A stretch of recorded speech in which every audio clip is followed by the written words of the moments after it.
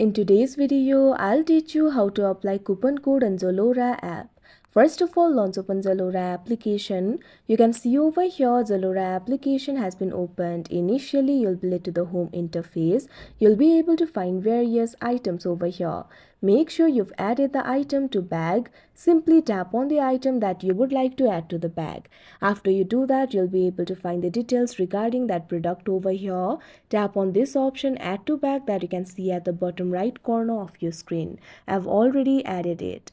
Now what you have to do is tap on the bag option that you can see at the bottom of your screen. Now you'll be able to view your bag over here.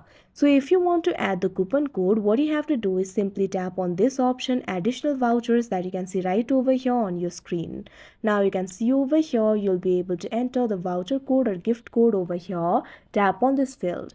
Now what you have to do is simply enter the coupon code or voucher code over here.